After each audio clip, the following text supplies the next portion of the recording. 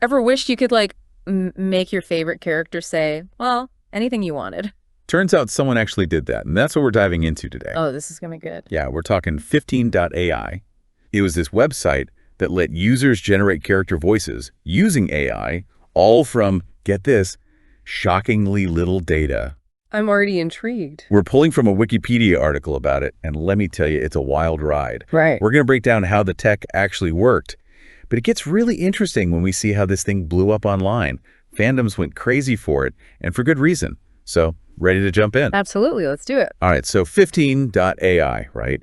Imagine typing in any phrase, literally anything, and having your chosen character say it. And not just in some robotic voice, but with their inflections, their style, everything. That's already pretty impressive, but it gets better. Way better. They had these things called emotional contextualizers. So you could type in, this is amazing, or this is terrible, and the AI would actually shift the delivery to match the feeling. Wild. Now that is impressive, especially for its time. Most speech systems back then, think Talkatron 2, for example, they needed massive data sets, like hours and hours of recordings to even get close to a realistic voice. Right. But 15.ai, it used barely any data in comparison. And it didn't just mimic, it added emotion, which was almost unheard of back then. It really showed everyone that crazy, realistic, and nuanced AI voices, totally achievable. And here's another thing. This wasn't just for one character at a time. They had a multi-speaker model, meaning you could have like a whole conversation going back and forth between different characters. Wow, the complexity of that is incredible. Yeah. It's mind-boggling. It's like the difference between having one action figure and suddenly, bam, a whole cast of them coming to life and chatting away. Exactly.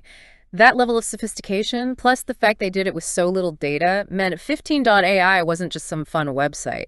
This was a massive leap for AI as a whole. Totally. And it showed the potential for tools like this to completely change things. Think like revolutionizing voice acting or making high-quality dubbing something anyone could do. It was a game changer for sure. Okay, but here's where it gets really cool. 15.ai tapped into something powerful, something that really made it explode the passion of online fandoms. Oh yeah, I remember hearing about this. Like, for example, there was the Pony Preservation Project. This group on 4chan, they were completely dedicated to archiving voice lines from My Little Pony to train the AI. And I'm dedicated. They were meticulous, passionate. They basically created this insane resource. Also, they could hear their favorite ponies talking. That's amazing. The creator of 15.ai was so blown away, they even gave him a little shout out. There's a robotic Twilight sparkle in the website's logo as a tribute. Wow, that's really cool. And it speaks to something really important about this whole story. It shows just how collaborative and passionate these communities can be and their willingness to pour their energy into something they believe in. Absolutely. The Pony Preservation Project wasn't just about goofing off. It was a testament to the power of fans working together and the love people have for these characters and stories. 100%. And the ways people use 15.ai went way beyond just, cloning voices. Fans were creating entirely new types of content, pushing the boundaries of what was possible, like way beyond what anyone expected. So we've been talking about all the amazing stuff fans are doing with 15.ai, but there's like this whole other side to this story that we kind of have to address. Yeah, the ethics of AI are always a big topic of conversation, especially when you have a technology that's this powerful and this accessible. It's like the potential for misuse is kind of huge, right? I mean, you could use this to impersonate someone, create fake audio, all sorts of not so great stuff. Absolutely. And it's something that the voice acting community in particular had a lot of concerns about because, their livelihood depends on their voice. And suddenly here's this tech that can essentially replicate it. It's like the whole deep fake thing, but with audio, which is kind of unsettling. It is. And this all kind of came to a head, actually, with a pretty big scandal involving a very well-known voice actor in an NFT company. You probably heard about this, right?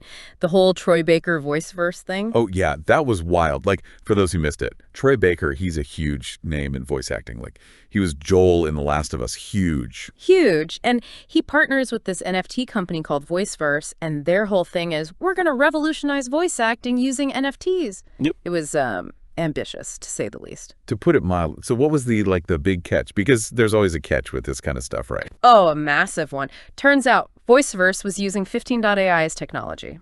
Without asking. They were trying to sell NFTs of these AI-generated voices that they basically, they stole and were trying to pass off as their own. Oh, no. That's next level bad. Yeah. And the irony, right? An NFT company all about ownership and authenticity caught stealing. The internet had a field day. People saw right through it. The 15.ai fans, they knew that tech inside and out, and they called them out immediately. It became this huge controversy. People were debating AI, voice acting, ownership. It was a lot. And then there's the 15.ai developer in the middle of all this, just quietly making this awesome tool for fans. And now it's being used in this whole shady scheme. It's a tough spot to be in. And their response, though, chef's kiss. Go fuck yourself. Concise, direct, and I think completely understandable. Yeah, that tweet was iconic. It really captured the feeling of so many people at the time. This wasn't just about copyright or whatever. It was about how companies were trying to exploit creators in this new AI tech. It was a big wake-up call for a lot of people. It really makes you think. This one website, 15.ai, and it sparks all these important discussions like, what are the ethics of AI, especially when it comes to creative stuff? It's great. It really is. And the fact that the voice acting community, a community that often gets overlooked in these tech discussions, was at the center of it is fascinating. I think for a lot of people, this whole thing with VoiceVerse kind of felt like, I don't know, maybe a turning point in how we look at AI and creativity. It definitely highlighted the ethical dilemmas that come with this kind of technology. Because on one hand, you have all this incredible potential, right? Yeah, like we were just talking about all the amazing things 15.ai could have been used for if it had been allowed to grow ethically. Exactly. Accessibility tools, educational resources, new forms of storytelling. The possibilities were huge. Huge. But then you have this other side, the side where companies try to swoop in and exploit that same technology for profit without any regard for the consequences. And unfortunately, I think that's the side that wins out more often than we'd like to admit. Yeah, it's kind of disheartening, actually. And it kind of makes sense why the 15.ai developer ended up taking it offline. I mean, I can't imagine what that must have felt like. To pour your heart into something, to offer it to the world as this incredible free tool, only to have it used in such a negative way. It's a shame, really, because 15.ai wasn't just some random website. It represented something bigger, Yeah, absolutely. It was this amazing example of what happens when creativity and technology come together in a positive way. It was about community, collaboration, pushing boundaries. It was inspiring. And more than anything, I think it proved that people are hungry for this kind of technology, for tools that allow them to express themselves and connect with the things they love in new ways. 100%. And it's a reminder that, as much as we talk about the potential dangers of AI, there's this whole other side to it that's full of hope and possibility. We just have to figure out how to nurture that side, how to create an environment where technology is used ethically and responsibly so that things like 15.ai can flourish and reach their full potential. Well said. Well said. And I think that's a perfect place to wrap up this deep dive into the wild world of 15.ai. It's a story about the power of AI, the incredible things fans can accomplish, and the ever-present tension between technological advancement and ethical responsibility. It's a story that makes you think, makes you question, and hopefully leaves you feeling inspired to use your own voice and creativity to make the world a little bit brighter. Couldn't have said it better myself. All right, so today we're taking a deep dive into something a little different. Little different. Yeah. You know how we're always talking about, looking at humanity from all these different angles? Well, this time we're getting a perspective that's, shall we say, a tad cynical. Just a tad. Anyway. We've got these, for lack of a better term, trolls who've been observing us. Not the internet kind, thankfully. Definitely not the internet kind. Think more like these ancient, kind of grumpy, but surprisingly observant beings who've been watching humanity from a distance, like a really long distance, and they've been taking notes. Lots of notes. On all our little quirks and contradictions. Think they're impressed with what they see. Let's just say they find us endlessly fascinating in a train wreck you can't look away from kind of way. So that's what we're diving into today. Buckle up. This is going to be good. So, these trolls, where do they even start with us? Well, one of the most common themes in their observations, and I'm paraphrasing a bit here, is this whole humans as the pinnacle of creation thing. Oh, you mean how we're always patting ourselves on the back for being so evolved? Exactly. Yeah. They find that endlessly amusing. What, can you blame them? Have you seen what we get up to down here? That's their point. Exactly. It's like we build these incredible societies with all this technology and art and culture. Don't forget the gadgets. Oh, yeah. Can't forget those. But then we also have this incredible capacity for, well, for lack of a better term, messing things up. That we do. It's kind of our specialty, isn't it? Exactly. And the trolls, they see that. They see the contradictions, like one troll wrote, and I quote, "Humans build skyscrapers, yet cry over spilled milk." Ouch. That's pretty accurate. Makes you think. It does. And speaking of things that make you think, the trolls also had some, shall we say, interesting observations about our need for drama. Like they see our lives as these little personal soap operas. Oh, absolutely. And it's so true. We get so wrapped up in our own little dramas, our own narratives. But here's the thing. It all goes back to a fundamental human need: connection. We crave it. We need to belong, to feel like our lives have meaning and significance. Sometimes that means a little drama. Sometimes. We're social creatures, hardwired for connection. We want to share our stories, even the messy ones. And what better stage to do that on than social media? Talk about a goldmine for these trolls. They're all over the fact that we're so obsessed with likes and comments and validation from, well, basically anyone with a screen. It's like we're all performing for an invisible audience, constantly seeking that little dopamine hit of approval. The trolls find it endlessly amusing. Well, they've got a point. But it's not just the drama and the validation seeking. The trolls also seem to be fixated on this other big human contradiction. Our obsession with progress. Ah, yes. Our never-ending quest for the bigger, better, faster. They see us constantly pushing the boundaries of technology, but at the same time, they're like, wait a minute, you guys still haven't figured out basic human decency. It's the classic, have we really evolved question. We're capable of incredible innovation, but we're also still capable of incredible cruelty and destruction. And the trolls, with their outsider perspective, they see that disconnect very clearly. And yet, for all our flaws, for all the head-scratching moments we provide, the trolls seem strangely captivated by our relentless pursuit of meaning. Ah, yes, the age-old question. Why are we here? Exactly. All our philosophies, religions, spiritual practices, the trolls find it baffling, but also, I think, a little bit endearing. Like, these humans, they just can't help themselves. It shows that we're searching for something bigger than ourselves, something to make sense of this whole existence thing. And that search, as frustrating as it can be, is ultimately what drives us to create, to explore, to connect with something beyond our immediate reality. Even if that connection is just with a bunch of grumpy trolls watching us from afar. Exactly. We're a fascinating, frustrating, endlessly entertaining species. And that, I think, is the biggest takeaway from our troll friends. They remind us not to take ourselves too seriously, to embrace the absurdity of it all. Because at the end of the day, we're all just trying to figure it out, right? Exactly. And if we can find a little humor in the process, well, the trolls would probably approve of that. So next time you're feeling stressed about the state of the world, or maybe just about your overflowing inbox, try to see it from the trolls' perspective. Zoom out a little bit. What would they find fascinating, perplexing, or just plain hilarious about this whole being human thing? It's a question worth pondering. It definitely is. And who knows? You might even find a little wisdom in their cynical observations. After all, sometimes you need a good, hard look in the mirror, even if that mirror is being held up by a troll. Hey there.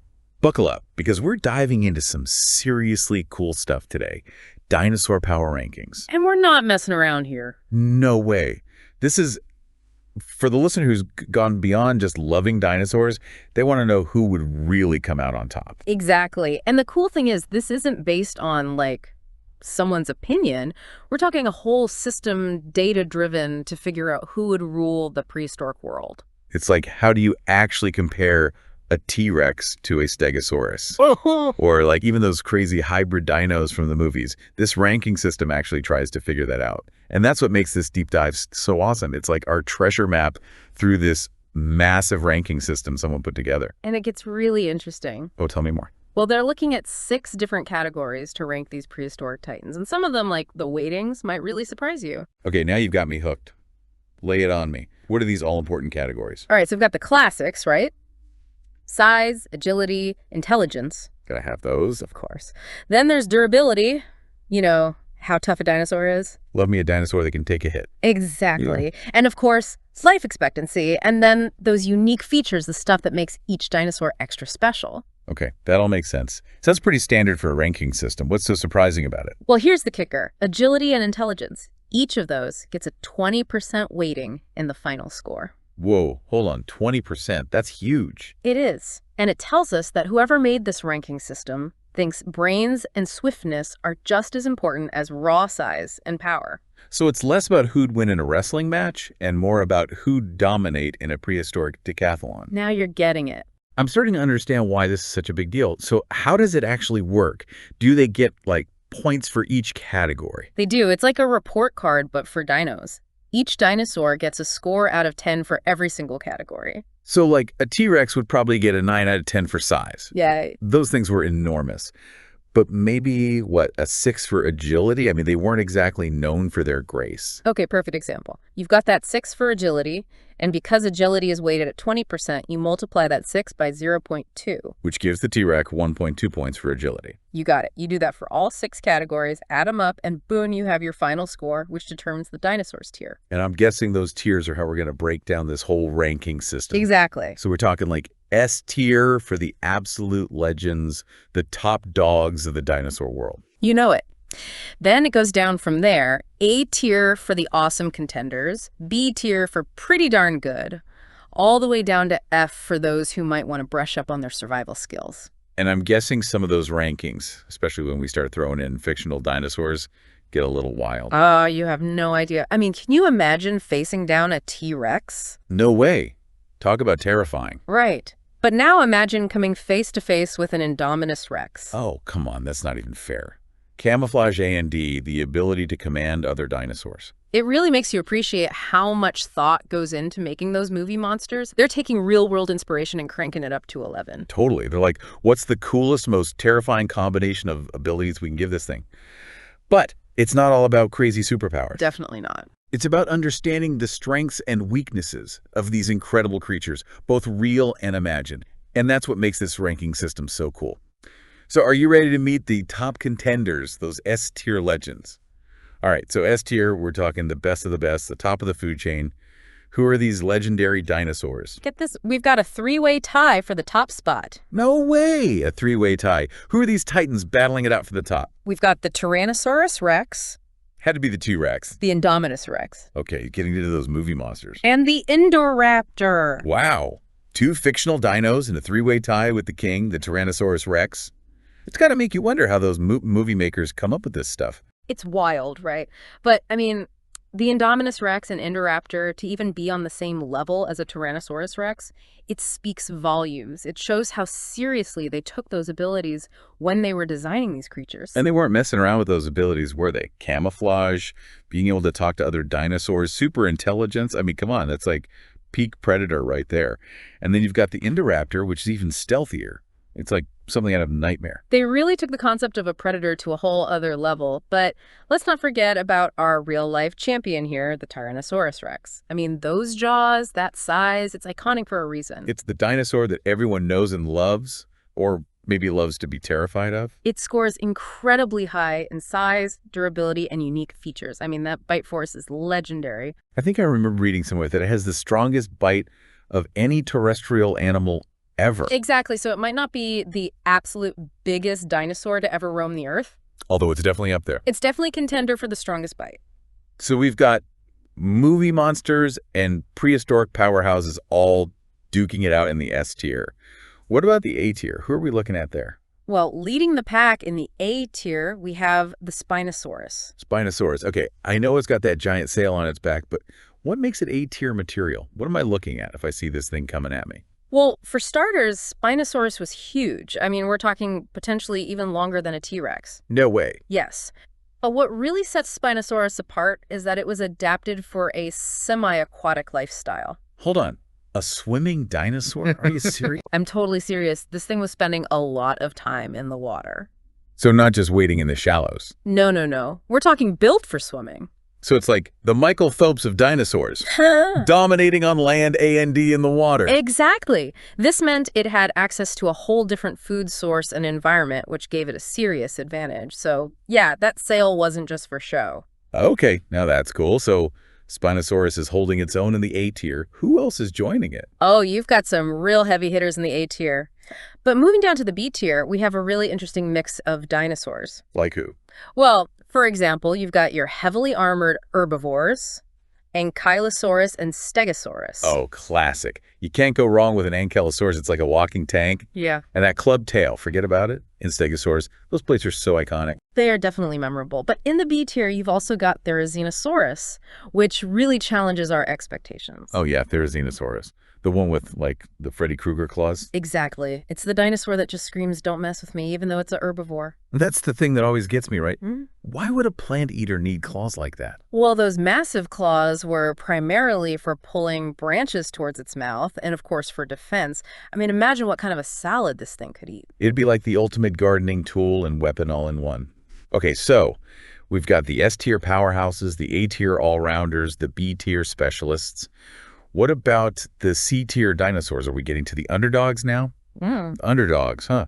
So are we talking about dinosaurs that are, less impressive, less powerful? Not necessarily. I mean, remember how this ranking system works, right? It's not just about size and strength. Right. It's about those different categories. Exactly. We're looking at a bunch of different traits. And just because a dinosaur lands in the C tier doesn't mean it wasn't successful. Like, take the Velociraptor, for example. Velociraptor. Okay, you're going to have to help me out here. I'm picturing those super smart door-handling dinos from the movies. Yeah. See, those raptors, those were significantly larger than a real velociraptor. Significantly. How much are we talking here? In reality, a velociraptor was closer in size to, like, a turkey. Okay, that makes me feel a little bit better. I definitely had the wrong idea about these guys. But don't let the size fool you. Velociraptors, what they lacked in size, they made up for in agility, intelligence, and, those killer claws. They still had those claws, huh? Oh, yeah. And they were pack hunters, too, using coordinated attacks to take down prey much larger than themselves. So yeah, those high scores in agility and intelligence, it bumped them up a few tiers for sure. Wow.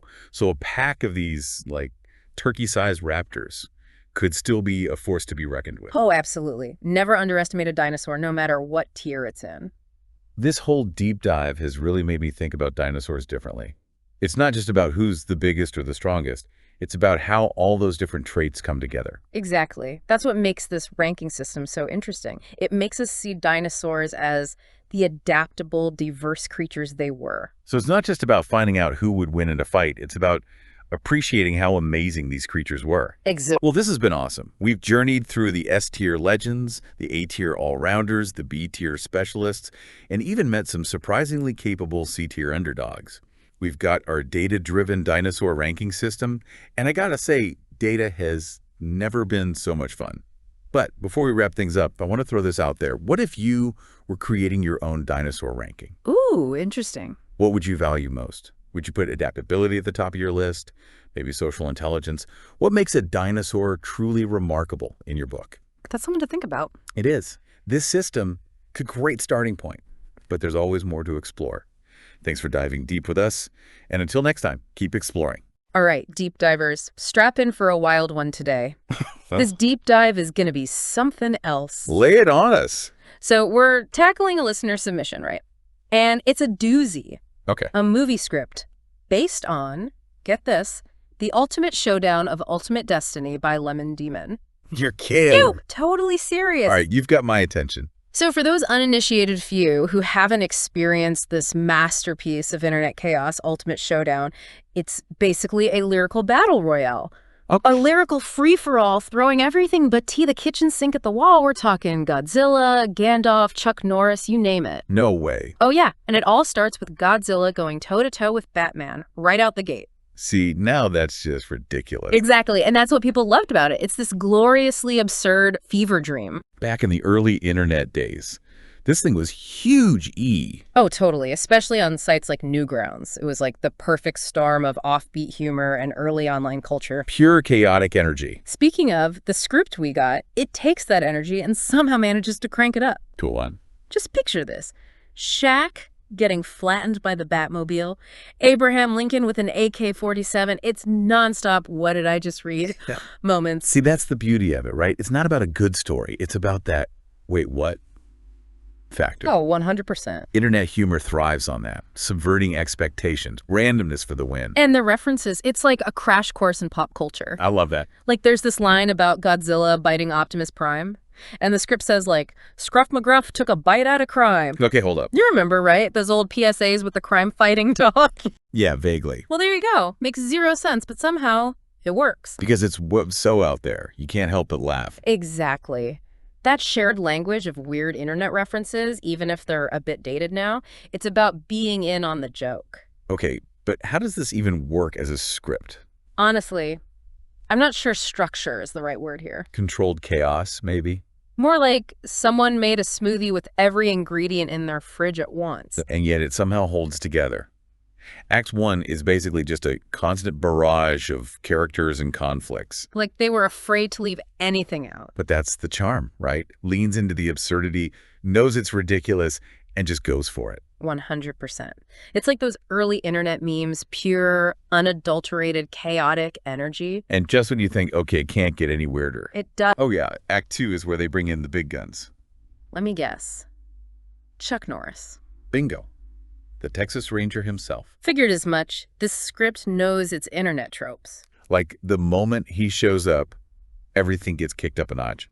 We're not just talking pop culture icons anymore. It's like mythical showdown territory. It's the playground argument of who would win in a fight, but on steroids. Right. Up till now, it's Batman, Optimus Prime. Don't forget Abraham Lincoln with that machete. Seriously, where'd he even get that? Who cares? It's Lincoln with a machete. Fair point. But then Chuck Norris walks in like it's nothing. He's practically a deity in the world of internet humor. The embodiment of every over-the-top action hero trope. Exactly. And this script knows exactly how to play that. It's like you can practically hear the air crackle when he enters the scene. Like that moment in a movie when the hero's mentor shows up. The one everyone's heard rumors about. Except, in this case, the mentor is Chuck Norris. And he might be in over his head. Which, let's be honest, is what makes it so good. It's like they're playing with our expectations, knowing we're all primed for peak Chuck Norris action.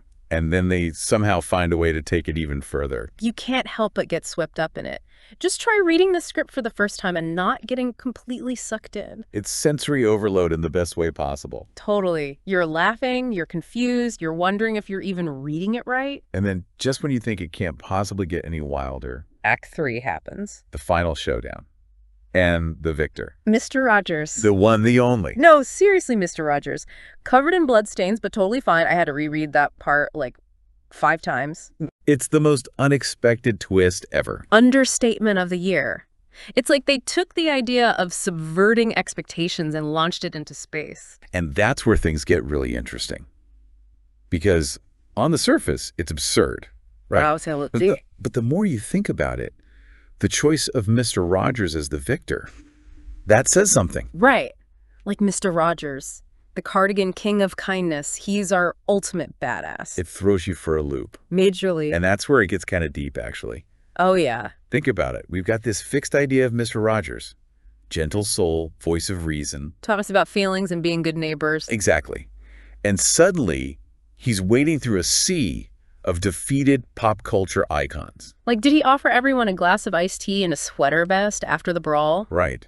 It makes you wonder, what's hiding beneath that calm exterior? It's kind of like finding out your kindergarten teacher has a secret life as a professional wrestler. See, exactly. You never really know someone, do you? Maybe Mr. Rogers had some moves up those sleeves after all. The writers definitely knew what they were doing there. They could have picked anyone.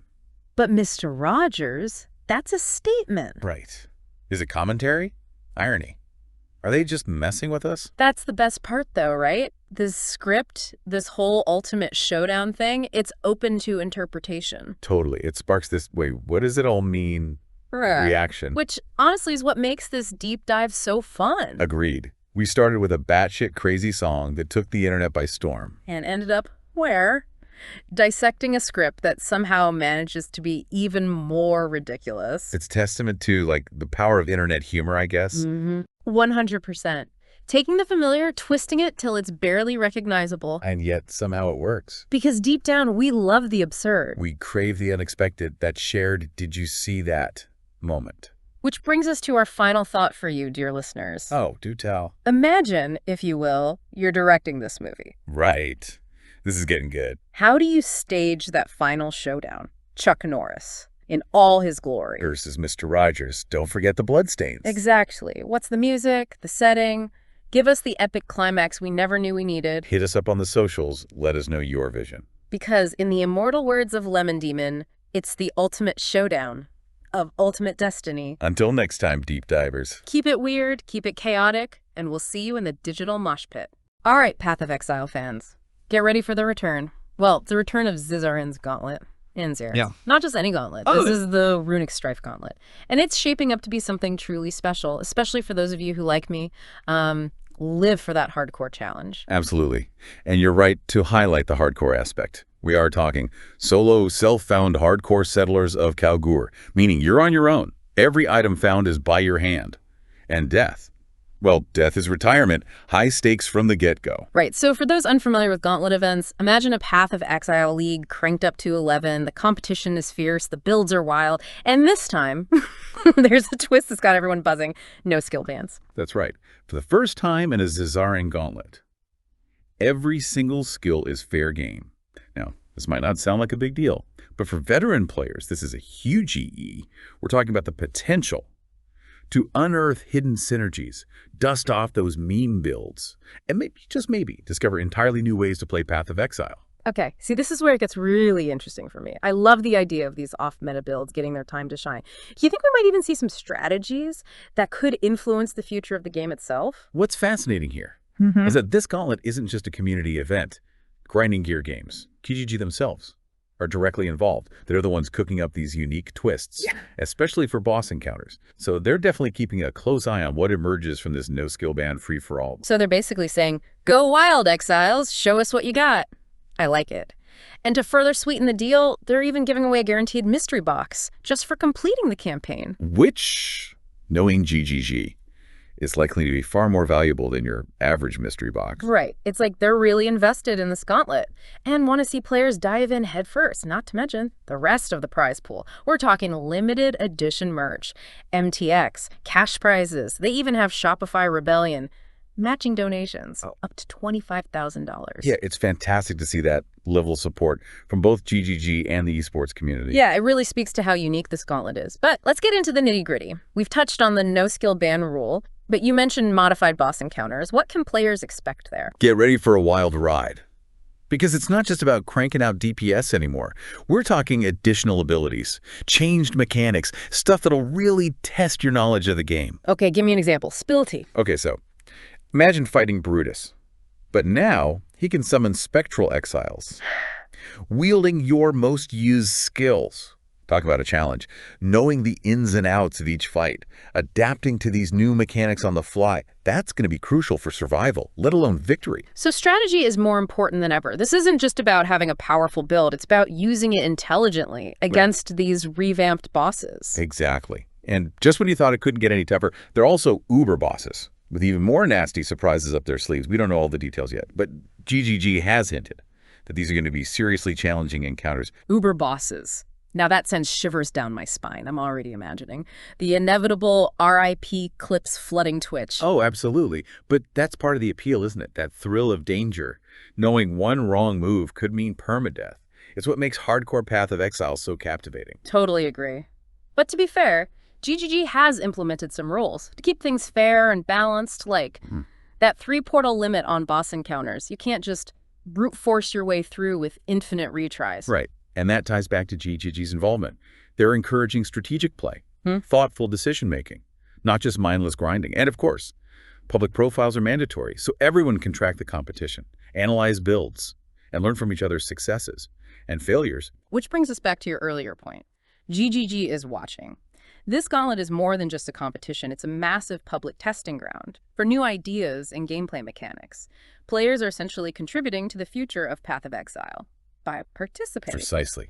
Every death, every victory, every innovative build is the data point for GGG. Imagine winning with a unique build no one saw coming. That might inspire future game changes. So to kind of wrap things up here, we've got a perfect storm brewing here. A challenging new gauntlet, GGG's direct involvement, a chance to experiment with absolutely any skill, and the potential to actually influence the future of Path of Exile. I don't know about you, but I'm finding it hard to contain my excitement. And you shouldn't. This Runic Strife Gauntlet is shaping up to be a landmark event for Path of Exile. It's a celebration of build diversity, strategic depth, and that unique, hardcore thrill that keeps us coming back for more. Yeah. It's like GGG has thrown down the gauntlet, so to speak, and said, show us what you're made of, exiles. And with that prize pool, the bragging rights, and the potential to leave your mark on the game's future, it's an invitation impossible to refuse. Precisely. So as we gear up for September 26th, here's something to ponder. How might these boss changes, these new mechanics, ripple out into future Path of Exile leagues? Could this gauntlet be a testing ground for core game mechanics down the line? That's the million-dollar question, isn't it? And it's a testament to how significant this gauntlet is. This isn't just about winning, it's about pushing the boundaries of what's possible in Path of Exile. Absolutely. So to our listeners out there, get those thinking caps on. Dust off those forgotten skill gems, and get ready to dive headfirst into the Runic Strife Gauntlet. It's going to be one for the history books. Couldn't have said it better myself. Mark your calendars for September 26th, folks, and get ready for a deep dive into the heart of Rayclast. All right, let's dive into this, shall we? T-shirts. They're everywhere, right? Absolutely. I mean, we all have our favorites, those comfy tees that make a statement without, having to actually shout it from the rooftops. Yeah, for sure. Like walking billboards for your personality. Exactly. And you, my friend, you're ready to take your love of T-shirts to the next level. From consumer to creator. You got it. We're talking about launching your own T-shirt business. And you've been doing your homework. You've got stacks of articles, blog posts. You name it. Yeah. So we rolled up our sleeves and dug into that research you sent over. And let me tell you, it's some good stuff. Really good stuff. But there's a lot. So we're here to distill it down, pull out those golden nuggets of wisdom. Exactly. Cut through the noise. And one thing that came through loud and clear was this. This isn't just about cool designs, right? It's about building a brand. Yes, a business. And that's where things get really, really interesting. For sure. And speaking of interesting, one of the biggest takeaways from all your research was the importance of finding your niche. You see that everywhere, right? Find your niche down. Right. But what does that even mean when it comes to T-shirts? I think it's about figuring out what makes your brand unique. Unique. Like, are you all about those eco-friendly, sustainable tees? Or maybe your thing is like super niche programmer humor. Okay, I love those. There's no place like 127.0.0.1. You know that one. Classic. See, that's a niche. But why is it so important, especially with so many T-shirt brands out there? Imagine this. You're at a craft fair, right? Okay, I like where this is going. You see a table with a bunch of shirts that just say, I heart coffee. Been there, seen that.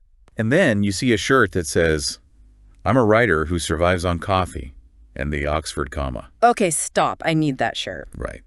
Which one are you more likely to, stop and check out? The second one, for sure. It speaks to me, And that's what a niche does. It cuts through the clutter. Exactly. It helps you connect with the right people. It's like that saying, if you try to please everyone, you'll end up pleasing no one.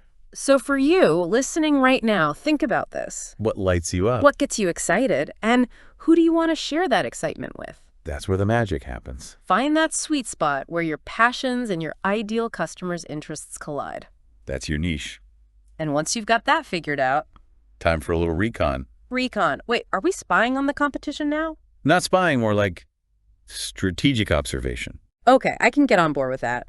But before we go full-on T-shirt espionage... Hold your horses. No trench coats needed here.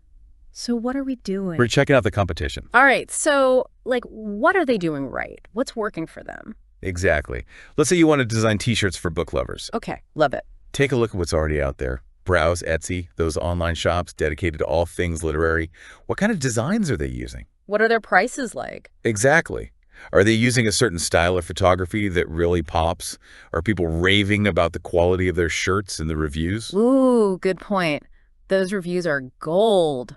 Free market research. I love a good shortcut. This is it. It's like having a backstage pass to see what works and what doesn't. And the best part, no security lasers to dodge. Just grab your laptop and your detective hat.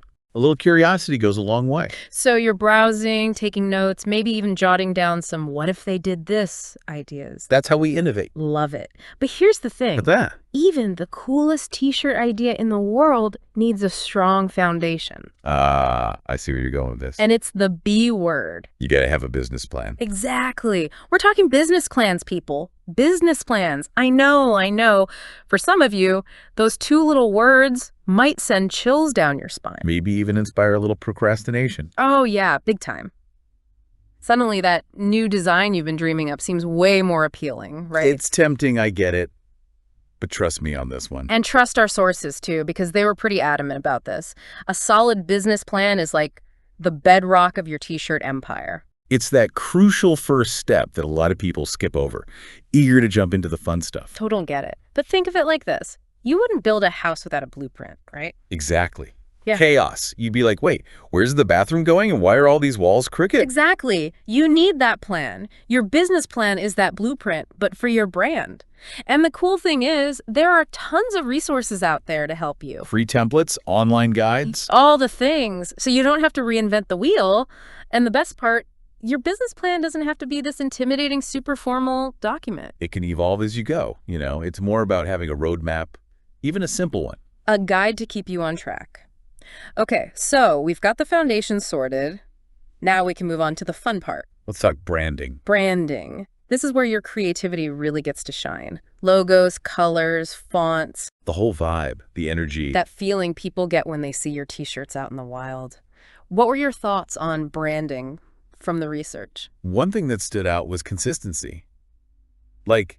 It's not enough to just have a cool logo. Right, it's got to be everywhere. Everywhere. Your website, social media, even the packaging your shirts come in. It's like when you walk into your favorite coffee shop. Right. The music, the smell, that familiar logo on the coffee sleeves. It all adds up, creating this feeling of recognition, connection. It's all about the experience. Exactly. It's that same feeling you want to evoke with your T-shirt brand. Think about it. Someone's scrolling through Instagram. They see a sponsored post for a T-shirt. They're intrigued. The design's eye-catching. The colors pop. They click through to the profile and bam, it's all there. Consistent branding. They're hooked. Okay, so we're talking about capturing that feeling, bottling it up, and infusing it into every aspect of your brand. And one way to do that is through visual storytelling.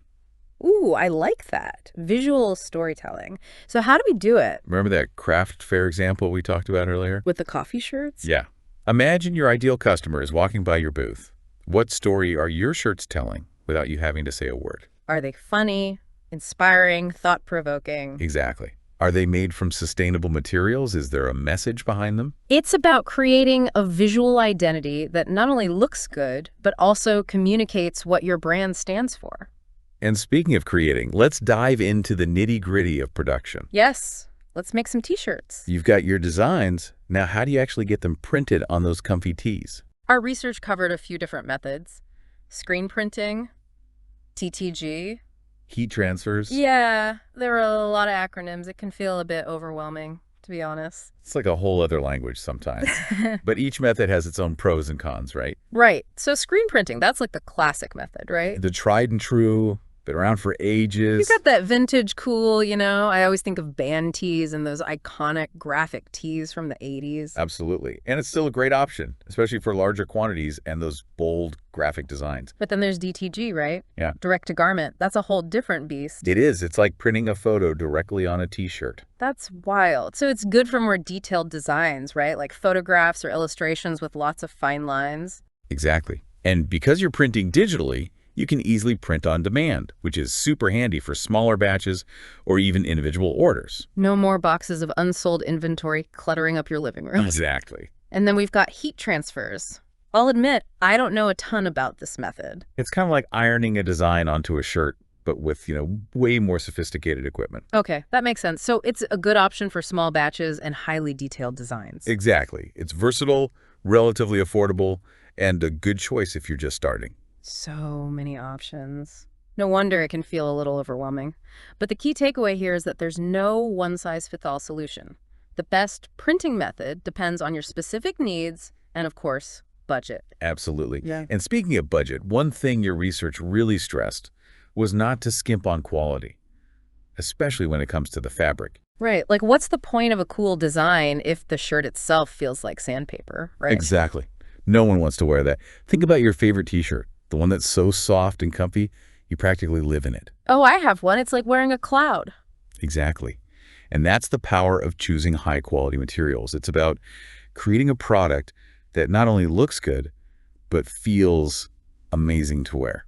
It shows your customers that you care about quality and that you're not just trying to make a quick buck, Absolutely. It builds trust and loyalty. Which is priceless.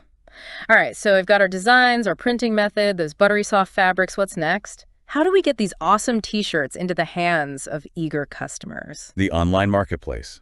It's a big, exciting world out there full of possibilities. And a little intimidating, to be honest. Our research covered a lot of different platforms. Shopify, Etsy, Printful, Teespring. Where do you even begin? I think it depends on your comfort level with technology, how much control you want over the entire process. And your budget, of course. Right. So if you're comfortable building your own online store and you like having control over every little detail, Shopify is a great option. It's like the DIY approach to building an online t-shirt empire. Exactly. But if you're looking for a platform that's already buzzing with shoppers who are actively searching for unique, handcrafted goods, Seize your jam. exactly. It's like setting up shop in a virtual craft fair that's open 24/7. And then you've got those print-on-demand services like Printful and Teespring. They sound pretty amazing, especially for someone just starting out. They can be a game changer. Yeah. You design, you list your products, and they handle the printing, shipping, all of that. So you can focus on the creative side of things without getting bogged down in the logistics of running an online store. Exactly. It really simplifies things. Love it. So it sounds like there are tons of options out there, each with its own set of pros and cons. The key is to do your research, figure out what works best for you, and not be afraid to experiment a little. Couldn't agree more. And something that really struck me as we were going through all this research was the importance of passion. You see that theme popping up everywhere. Right? Everywhere. It's not enough to just follow the steps, tick all the boxes. You've got to love what you're doing. Absolutely. That passion, that excitement, it shines through in everything you do. Yeah. And people can feel it.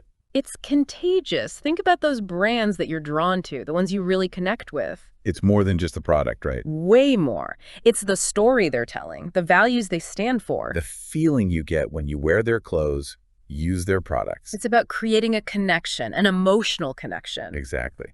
And in a world that's so saturated with stuff, with choices, that connection is everything. So if you're thinking about launching your own t-shirt line, my advice, go for it. But don't just chase trends, follow your heart. Let your passion be your guide. Because at the end of the day, that's what's going to set you apart. That's what's going to make your brand stand out in a crowded marketplace. And that's how you build something truly special. Couldn't have said it better myself. Well, there you have it, folks. We've journeyed from that initial spark of an idea all the way to launching your very own t-shirt brand. We talked niches, business plans, branding, production, the whole 9 yards. We dove deep, my friends, but the learning doesn't stop here. Keep that curiosity alive, stay inspired, and never be afraid to experiment. And most importantly, have fun. Yes, because when you're having fun, it shows. And that's what it's all about, right? All right, that's a wrap on this deep dive. Be sure to check out the show notes for all the links and resources we mention. And until next time, happy designing. Energy management, saving money and the planet. What is it? Energy management is about using energy smarter. It is for businesses and individuals. You're looking for ways to cut down on energy waste, which saves money on your bills and helps the environment. Why it matters? The sources emphasize that saving energy is a win-win. You reduce your carbon footprint, which is good for the planet, and when you use less energy, you spend less money. Simple steps but have big impact is you need to start with an audit. It's a checkup for your energy usage. You can hire a professional or use online resources to identify areas where you're wasting energy. Choosing easy upgrades, like switching to energy efficient appliances and light bulbs, like LEDs, this makes a difference. Also, don't forget to insulate. A well insulated building uses far less energy to heat and cool. Technology is our friend. Energy management software can help us to track our energy use and identify areas for improvement. Imagine getting an alert on your phone if you left your light on. Benefits beyond the bills? Well, for businesses, the sources point out that energy management can make businesses more competitive. You reduce operating costs, meet environmental regulations, and can even attract customers who care about sustainability. For everyone, by reducing our reliance on fossil fuels, we also contribute to a healthier planet. It's a journey, not a sprint. And energy management is about making ongoing challenges and improvements. It's not about being perfect. It's about making conscious choices to save money and energy over the long term. Energy management, again, it's not a journey, it's not a sprint. In some cases, it becomes a way of life. We look for ways to save energy, save money, save time, leave a lasting impact not only for our immediate future, but for the future of our children's children, and those who come down the line. Let's leave the planet in a better state than we received it as best as we can by keeping it clean and help cleaning it up. And ultimately helping with the development of better and more energy efficient and more further the advancement in technology so that guess what? Our young ones can live just as we thought we were going to be living in the future, like the Jetsons. Hey everyone, and welcome to another deep dive. Today we're going to try something a little different. That's right. We're going to really take a deep dive into Iranian culture. And I mean everything. We're talking about ancient traditions, The ones that have been passed down for generations. like modern day life in Iran. It's a really fascinating mix. Yeah, so we found some sources on Nowruz. You know Nowruz? The Iranian New Year. Right. So I don't know about you, but after this past year, Oh, tell me about it. I could really use a fresh start, you know? Well, the Nowruz might be just what you need, but it's about way more than just fireworks and resolutions. It's really a fascinating look at how Iranians connect to their heritage. Okay, see, that's what I love about these deep dives. I mean, where else are you going to learn about stuff like that? Well, that's what we're here for, right? Yeah. To dig into the details that you won't find anywhere else. Exactly. And get this, did you know Iran has like their own Silicon Valley? Yeah. It's become a real hub for tech startups, although they are dealing with internet censorship too, which is a whole other conversation. It's like a country of contrasts. It's modern and ancient all at the same time. And speaking of ancient, we have to talk about Zoroastrianism. Ah, Zoroastrianism. It's amazing how much influence this ancient religion has had, even on religions we know today, like the concepts of good versus evil, even the idea of heaven and hell, those have roots in Zoroastrianism. Wow, I did not realize that. See, I learn something new every time we do this. Okay, so how does Zoroastrianism tie into Nowruz? Well, Nowruz is all about renewal, right? A fresh start for the new year. And those themes of renewal, of celebrating light over darkness, those have roots in Zoroastrianism. So it's like these ancient beliefs are still present today, just woven into this celebration of new beginning. Exactly. It's a beautiful example of how Iranians honor their past while embracing the present. And speaking of honoring the past, Oh, you know what I'm going to say, don't you? Marseshi Bastani. You know me too well. Okay, so for those who haven't had a chance to look into it yet, imagine this. Working out in a sand-filled pit. Yeah, with poetry and drumming. Talk about a workout for the mind and body. It's amazing they've managed to preserve this tradition for so long. It's like taking a step back in time, you know? And it's recognized by UNESCO, right, as an intangible cultural heritage. It is. That's how special and unique it is.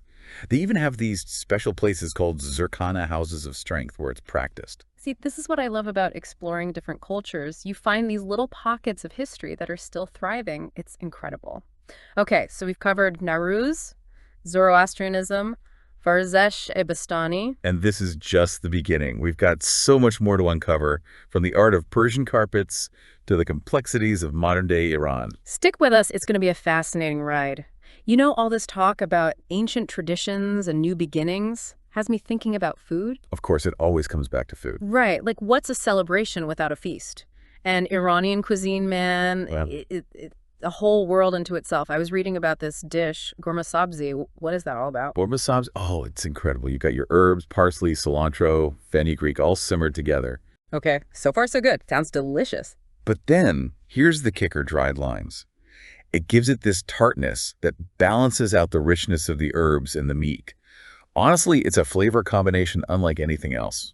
You're making me hungry. And this is like a traditional passed down through generations kind of dish. Absolutely, a true taste of Iran. And that's what I find so fascinating about their cuisine. It's this tapestry of influences. Oh, like from all the different cultures that have passed through Iran over the centuries. Exactly. You've got Persian traditions, of course, but also influences from Central Asia, the Middle East, even India. So it's like this fusion of flavors, just like their carpets are a fusion of design. You've got it. And speaking of fusion, have you ever heard of fezenjan? Fezenjan. Can't say I have. Oh, you're missing out. Imagine this chicken or duck, cooked in a sauce made with pomegranate molasses and ground walnuts. Hold on, back up. Pomegranate molasses, that's a thing. Oh, yeah. And it's incredible. It adds this sweet and tangy element that perfectly complements the richness of the walnuts. It's usually served on special occasions, like Nowruz. Right. Nowruz, we were talking about that earlier. It's not just one day, though, is it? No, it's a whole season of celebration leading up to the spring equinox. It's about new beginnings, fresh starts, and of course, lots and lots of delicious food. And let's not forget the whole jumping over bonfires thing. What was that called again? Chaharshan Suri. It's all about getting rid of the bad luck from the previous year and welcoming in the good. Talking about starting the year with a bang. But seriously, though, it's fascinating how these ancient traditions are still so present in Iranian culture today. It's like a thread that connects them to their past. Absolutely. And that thread runs through so many aspects of their culture, even their social interactions. Like, we haven't even touched on Taraf yet. Oh, right. Taraf, that's the whole elaborate politeness dance. Exactly. It's like a beautifully choreographed dance of offering and refusing, insisting and declining. And you have to know the steps or you'll step on someone's toes. I can imagine. So how does it work exactly? Well, let's say you're visiting someone's home and they offer you tea. Even if you're dying of thirst, you never accept right away. You have to politely refuse at least once, maybe twice, before finally accepting. It sounds exhausting. What's the point of all that back and forth? It's all about showing humility and respect. You're putting the other person's needs before your own, even if it's just a formality. It's about creating a sense of harmony and connection. Yeah, it's like they've elevated politeness to an art form. Exactly. Yeah. And that appreciation for art extends to so many other aspects of their culture, especially their carpets. I mean, we could spend hours talking about Persian carpets. Oh, absolutely. Those intricate designs, the vibrant colors, they're like masterpieces you can walk on. They really are. Yeah. And each one tells a story. The designs often vary based on the region where they were made, so you can almost trace the history of Iran just by looking at its carpets. Wow, I never thought of it like that. It's like each knot is a word, each color a brushstroke, all coming together to tell this intricate tale. Beautifully said. And speaking of stories, we can't forget about Persian miniature painting. Oh, yes. Those incredibly detailed paintings, often illustrating scenes from their literature. Exactly. They're like little windows into the literary world of Iran. And the detail. Every brushstroke is so precise, so deliberate. It's amazing how they manage to fit so much detail into such a small space. And the colors, they're so vibrant, so alive. They really draw you in. And it's not just about beauty. These paintings often convey complex narratives, exploring themes of love, loss, heroism, spirituality. They're like little jewels, each one holding a world of meaning within its frame. It makes you want to examine each one closely to uncover all the hidden details and symbolism. Absolutely. And from those intricate miniatures, let's shift our focus to something on a much grander scale, Iranian architecture. Yes. The mosques, the palaces, the gardens. Talk about a feast for the eyes. Iranian architecture is truly breathtaking. It's all about grandeur, symmetry, and the interplay of light and shadow. Take the Shah Mosque in Isfahan, for example. I've seen pictures. That blue tiled dome is incredible. It's even more stunning in person. The way the sunlight catches those tiles, it's like stepping into a different world. It sounds magical. And those domes, they're everywhere in Iranian architecture, aren't they? They are.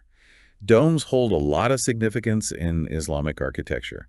They symbolize heaven, the divine realm. It's amazing how a simple shape can hold so much meaning. And it's not just the mosques. Iranian gardens are also architectural wonders in their own right. Oh, right. The Persian gardens. They're like little oases of peace and tranquility. Exactly. They're designed to be a microcosm of paradise, with their carefully planned layouts, flowing water, and fragrant flowers. It's about creating a sense of harmony between humans and nature. It's like every aspect of Iranian culture, from the smallest miniature painting to the grandest mosque, is imbued with this sense of beauty and meaning. Yeah. You know, we've covered so much ground already. I know, right? Ancient traditions, art, food. It's amazing how much there is to unpack. It really is. But I feel like we'd be remiss if we didn't talk about what's going on in Iran, like, today. Modern day Iran, you're right. It's a whole other layer of this cultural tapestry. Because it's not all ancient history and traditions, right? Like, Iran is a modern country with its own thing going on. That's the thing about Iran. It's this incredible blend of old and new. You've got bustling bazaars that have been around for centuries. Right, selling spices and carpets and... Exactly. And then right around the corner, you might stumble upon a tech hub full of young entrepreneurs coding away on their laptops. Speaking of tech, didn't we talk about how Iran has its own Silicon Valley? We did. It's become a real center for innovation, especially in the tech sector. But it's interesting, right? What's that? Well, they're dealing with internet censorship, too, so it's this kind of paradox. Yeah, that's what we were saying earlier. It's a country of contrasts. So how does that work? Like, are young people in Iran even able to access the internet? They are, but it's complicated. Certain social media platforms might be restricted, and access to certain websites might be limited. So how do they even manage to have a Silicon Valley with all those restrictions? It's a testament to their ingenuity, I think. They find ways around the restrictions, using VPNs, for example, to access blocked websites. So they're like extra resourceful because they have to be. Exactly. And it's really inspiring to see they're not letting those limitations stifle their creativity or their desire to connect with the world. And that resilience, that determination, it comes through in so many other aspects of their culture too, like their cinema. Oh, right. We were talking about Iranian films earlier. Didn't we say they're known for being really thought-provoking? Absolutely. Iranian filmmakers are masters at tackling complex social issues, even within the limitations of censorship. They use metaphors, symbolism, allegory, all these tools to tell stories that resonate deeply with audiences, both in Iran and internationally. It's like they're saying so much with so little. Exactly. They trust their audience to read between the lines, to understand the nuances of what they're trying to say. It's a shame we can't get into specific films and directors today. Maybe we should do a whole other deep dive just on Iranian cinema. Yeah, that's an idea I can get behind. We could talk about Asghar Farhadi, Abbas Kiarostami, so many talented filmmakers. All right, we'll put a pin in that one for sure. Okay, so we've talked about technology, cinema. Are there other areas where we see modern Iran kind of like pushing boundaries or challenging expectations? Well, one area that's particularly interesting is the role of women in Iranian society. Right, because there are a lot of stereotypes and misconceptions about that. There are. And it's important to acknowledge that there are definitely challenges and restrictions that women in Iran face in terms of their rights and freedoms. It's a complex and nuanced situation, and we can't do it justice in a few sentences. Of course not, but it's definitely something to be aware of. Absolutely. But it's also important to highlight the incredible resilience of Iranian women. They're artists, activists, entrepreneurs, athletes. They're making their voices heard, challenging the status quo, and pushing for greater equality. It's like no matter where you are in the world, women are at the forefront of change. Okay, so as we wrap up this deep dive... Already. Feels like we just got started. I know, right? Time flies when you're having fun, I guess. But seriously, what are some key takeaways you hope our listeners will walk away with today? Well, for me, it's that Iranian culture is anything but monolithic. It's a tapestry of influences, traditions, and experiences.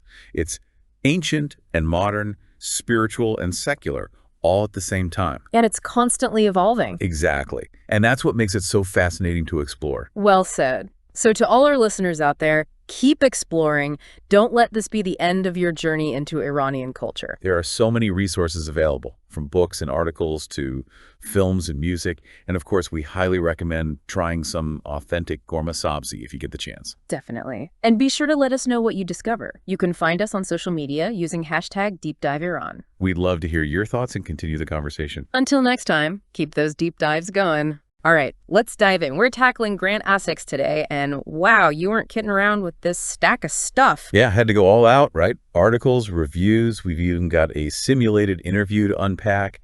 That's a lot, but fascinating stuff, trust me. Definitely piqued my interest already, and it seems like you're digging into what makes him tick, not just what's on the menu, which I'm here for. Totally. We're talking about a chef he's redefined what culinary artistry can even be. This isn't just cooking. It's 3 Michelin star territory, a whole different league. Like the culinary Oscars, basically. Except Well, instead of a golden statue, you get bragging rights and incredible food, I assume. among other things, yeah. Yeah. So how does a kid from small-town Michigan get to that point? That's the million-dollar question, and the journey is wild. All right, lay it on me. From St. Clair to 3 Michelin stars, how does that even happen? Well, it starts with family, right? His family owned restaurants in St. Clair, Michigan. Not exactly a culinary hotspot, I No know. offense to St. Clair, but yeah, I get your point. None taken. But the point is, Ashatz grew up around food. His dad was apparently famous for his pies, so that influence was definitely there from day one. Okay, so early exposure plants the seed, but then what? He graduates from the Culinary Institute of America in '94. I'm guessing he didn't just go into the family pie business. Not quite.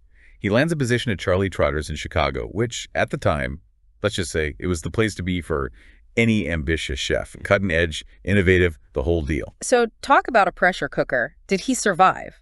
Not only survived, he thrived. But hold on, it gets better. From there, he goes on to work at the French Laundry in California under Thomas Keller. Talk about culinary giants. Okay, so we're talking two of the most demanding, most acclaimed kitchens in the world, and he's holding his own. This is early 20s, right? You're catching on. And here's where things really take off. At 26, he becomes the executive chef at Trio, this restaurant in Evanston, that already had, get this, 4 mobile stars. Mobile stars, that's a whole other level of fancy. And they just handed him the reins that young. They did. And listen to this. Within 3 years, he earns them their 5th mobile star. 5th! It's almost unheard of, especially back then. It was clear this guy was going places. Destined for greatness, that's for sure. So Trio's killing it. He's on top of the world. What's next? He opens Alinea, his own place in Chicago. And it's not just a restaurant. It's an experience. An experience, huh? So paint me a picture. What's it like to walk into Alinea? Well, first things first. You're not going to find a giant flashing sign, none of that. It's almost understated, like quiet elegance is the vibe. Only 64 seats in the whole place. Intimate. Exactly. And they're all about the tasting menu, which, get this, can be something like 18 courses. 18? I'm assuming these aren't your grandma's 18 courses, like salad, soup, entree. No. We're talking an adventure. Each course is like a tiny masterpiece. A Chats calls it a gallery of flavors. He's playing with texture, aroma, presentation, you name it. Think edible balloons, dishes served on pillows of scented air. Okay, you had me at edible balloons, I'll be honest. It's wild, right? But that's the thing. It's not just about being out there for the sake of it. Everything is meticulously crafted, purposeful. It's culinary art, taken to the extreme. And the critics agree, clearly. 3 Michelin stars, consistently ranked in the world's 50 best restaurants. That's not just good food, that's legendary status. No argument there. And it gets even more interesting. So picture this. It's 2016, Alinea is at the top of its game, everyone's raving about it, right? And Accounts decides to renovate. Renovate? You mean like a fresh coat of paint, spruce things up a bit? Oh no, we're talking a complete overhaul. Redesigning the entire space, reimagining the menu, the whole 9 yards. He basically reinvented Alinea. At the height of its success, most chefs would be content to ride that wave. Why rock the boat? That's what makes him so fascinating. There's this constant drive, this need to evolve, to innovate, to push the boundaries even further. He's not content with resting on his laurels, not even for a second. And speaking of pushing boundaries, let's dive into this AI interview you sent over. Simulated or not, I'm always up for a peek inside the mind of a culinary genius. Right. And honestly, it's surprisingly insightful. One thing that really jumped out at me was his emphasis on teamwork. We often hear about these kitchens being pressure cookers with a tyrannical chef running the show. Oh, yeah, the Gordon Ramsay stereotype? Exactly. But that's not Ajat's. He talks about the importance of building a supportive, empowering environment where everyone feels valued and respected. Which makes sense, right? You can't create at that level without a team effort. Exactly. And it's not just talk. He emphasizes clear communication, mutual respect, even in the heat of the moment. That's huge. Absolutely. And, that's something we can all learn from, right? Whether you're running a kitchen or a boardroom, that focus on teamwork and communication is crucial. And it's not just about the team as a whole. He also talks about the importance of having those individual relationships, people you can trust, bounce ideas off of, that support system. It's huge, that sense of trust, being able to be vulnerable, especially when you're striving for that level of excellence. And speaking of vulnerability, he's surprisingly open about his own struggles with self-doubt. Really? You'd think someone at his level, with all the accolades, would be past that, wouldn't you? You'd think so. But no, he talks about the pressure, the doubts creeping in, wondering if he's good enough, if it's all going to fall apart. And honestly, I find it kind of refreshing. Makes him human, Absolutely. Makes him relatable even. Because we've all been there, right? That imposter syndrome, that fear of failure. If Grant Achatz can grapple with those things and still achieve what he has, well, it gives the rest of us hope. It really does. And it brings us to another aspect of his story that just blows me away, his resilience. You're talking about his battle with cancer. Yeah. In 2007, right as his career's exploding, he's diagnosed with stage 4 tongue cancer. Stage 4, can you imagine? It's hard enough for any of us to imagine facing a diagnosis like that, but for a chef. It says the doctors warned him he might lose his sense of taste. That's like telling a painter they might lose their sight. Exactly. It's fundamental to who he is, to what he does. And yet, he fought like hell. Went through this incredibly aggressive treatment plan, and thankfully, went into remission. Talk about a comeback story. It's unbelievable. He gets his sense of taste back, he returns to the kitchen, and he doesn't just pick up where he left off. He comes back stronger, even more driven. It's kind of mind-blowing when you think about his entire journey, right? From that little restaurant in Michigan to the world stage of Alinea, Michelin stars, battling cancer and coming out on the other side, still pushing the boundaries of what's possible. Mhm. It's inspiring, honestly. Inspiring is the word, and it makes you realize it's not just about the food, is it? It's about passion, dedication, perseverance. It's about facing your fears and never giving up on what you love. And maybe, just maybe, it's about a little bit of that edible balloon magic along the way, right? Hey, you never know. This whole deep dive, it's really given me a lot to think about. And, I think there's something here for everyone, even if you're not a foodie, even if you've never heard of Grant Echatz before this. That relentless pursuit of excellence, the power of teamwork, that unwavering resilience, those are qualities we can all aspire to in any field, in any aspect of our lives. Couldn't agree more. So to our listeners, we'll leave you with this. What's your Alinea? What's that thing you're passionate about, that thing you're striving for, where you're pushing boundaries, maybe even facing down some fears? Whatever it is, go after it and never, ever underestimate the power of a little bit of ingenuity, a lot of hard work, and maybe even a few edible balloons along the way. Ready to dive into something pretty big in the tech world and how it affects, well, everyone, really. Yeah, I think we're just starting to see how big this is going to be, honestly. Today we're looking at ChatGPT, but specifically how it can be used by people with disabilities and the impact this could have on education.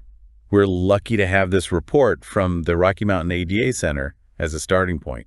Right, it's dense, but really eye-opening. I think for a lot of us, ChatGPT still seems like, a novelty, something fun to play with, but maybe not something that's going to change the world. Right. And I think this report really flips that on its head, especially for people with disabilities. Okay, so for someone who maybe just sees ChatGPT as that fun chatbot, what makes it so groundbreaking? Why all this buzz, particularly for accessibility? It really boils down to this. ChatGPT can level the playing field. It can break down barriers that have existed for people with disabilities, particularly in how they communicate and learn. Okay, so, give me an example. How would this actually work in the real world? Imagine a student with dyslexia. They've got brilliant ideas, but getting those ideas down on paper, structured into an essay, that's always been a struggle. Right. I can see that being a huge hurdle. Now imagine that student using ChatGPT. They can speak their ideas out loud. ChatGPT can transcribe and organize them into an outline, and even suggest different ways to phrase things. Wow. So it's like having a personalized writing tutor available 24/7. Exactly. And it's not just about writing. This report talks about ChatGPT being integrated into apps like Be My Eyes. Oh, yeah, I've heard of that. It's like a video call app for people who are visually impaired, right? Connects them with sighted volunteers. Right. Now imagine ChatGPT being that volunteer, but instantly. It can analyze images from a user's phone camera, and describe what it sees. Whoa. So instead of needing to wait for a volunteer to be available, someone could use ChatGPT to, navigate a crowded street or order food, find their way around a store, you name it. The report even talks about it acting as a real-time personal trainer, giving feedback during a workout. That's amazing. It's like this technology can write you a sonnet and then turn around and help you navigate the world. It makes you really appreciate the power of this whole language model thing the report keeps talking about. It's really incredible. And it all comes down to how ChatGPT learns. This isn't like older AI where it's programmed with specific responses. ChatGPT uses what's called a large language model. Okay, what does that actually mean? Essentially, it's been trained on this massive data set of text and code, like an unimaginable amount of information. So it's not just spitting out pre-programmed responses. It's actually learning and adapting based on all this data. Exactly. And because of that, it doesn't just understand the literal meaning of words, but the nuances, the intent, even things like humor and tone. Okay, now that is human-like. Exactly. And that ability to interact in a way that feels natural, feels human, that's what makes this so powerful for people with disabilities. It can break down communication barriers in a way that we've never really seen before. That makes sense. But let's bring this back to the classroom. This report is really focused on ChatGPT's potential in education. How would this work for students with disabilities in a real-world setting? So we talked about writing, but what about other areas where students might struggle? Oh, there are so many possibilities. Imagine a student who has a hard time, processing lots of written information. They can have ChatGPT create a spoken summary of a complex text, something they can really digest. Or a student with ADHD who struggles with organization, they can use ChatGPT to break down big assignments into smaller steps, even set reminders. It's like having a built-in support system. So it's almost like instead of just accommodating different learning styles, we're moving towards actually personalizing the entire educational experience. Exactly. It's about tailoring the learning to the individual, not the other way around. And for students who maybe have a hard time speaking up in class, ChatGPT can be an amazing tool to help them find their voice. I can see that. A student who might be nervous about, say, giving a presentation. Exactly. They can practice with ChatGPT, Yeah. get comfortable with the material, work on their pacing, their delivery, all in a judgment-free zone. That's a game changer, especially for someone with social anxiety or, even a speech impediment. And, this report highlights some really powerful stories from the students in Australia. They're already using ChatGPT in these ways, and they talk about how it allows them to participate more fully in class. Right. It's not just about helping them keep up, it's about helping them thrive. And the report talks about something called social scripting, which I think is fascinating. Social scripts. Yeah, so it's basically like using scripts to practice social interactions. And it can be incredibly helpful for students on the autism spectrum who might find social situations, difficult to navigate. Right, that makes a lot of sense. And with ChatGPT, they can practice these scenarios, learn appropriate responses, even get feedback on their body language. So it's like having a social coach available 24/7. Right. And that kind of personalized support, it can be transformative, not just academically, but, socially and emotionally. The report really emphasizes this idea that ChatGPT can help create a more inclusive, equitable learning environment for all students. Which is, that's the goal, right? To create a system where everyone has the opportunity to succeed. But of course, no new technology comes without its concerns. And I think it's important to address the elephant in the room, so to speak. You're talking about the potential downsides, the worries people have about this technology. Exactly. And I'm curious to hear how this report tackles those concerns head on. It's easy to get caught up in all the positives, all this amazing potential. It really is, but we have to talk about the concerns. Because anytime something new like this comes along, especially in education, there's always a flip side. absolutely. And the report doesn't shy away from that at all. I mean, one of the biggest concerns is, cheating. Students using ChatGPT to basically do their homework for them. Right, right. And it's easy to see how that could happen. But then again, we've had calculators for ages, and they essentially solve math problems. So where do we draw the line? That's the million-dollar question. And honestly, I don't think there's an easy answer. It forces us to rethink what learning really means, in the age of AI. It's not just about memorizing facts or, like you said, getting the right answer. It's about critical thinking, problem solving, evaluating information, skills that ChatGPT, at least for now, can't fully replicate. So it's really about finding the right balance, isn't it? Using this incredible tool without becoming overly reliant on it. Exactly. The report uses this phrase, responsible integration. Basically, it's about educators, disability advocates, parents, students, everyone working together to figure out the best way to use AI in education, setting those guidelines, those best practices. And making sure that it's accessible to everyone who needs it. This report actually cautions against those blanket bans on AI tools like ChatGPT. Yeah, those bans, they might seem like a quick fix, but they could actually harm the students who benefit the most, particularly students with disabilities. It's a good point. Any new technology can go either way, right? It can either widen the gap or bridge it. It all depends on how we use it. Couldn't agree more. It's about intention, isn't it? Technology is just a tool. What really matters is how we choose to use it. Well said.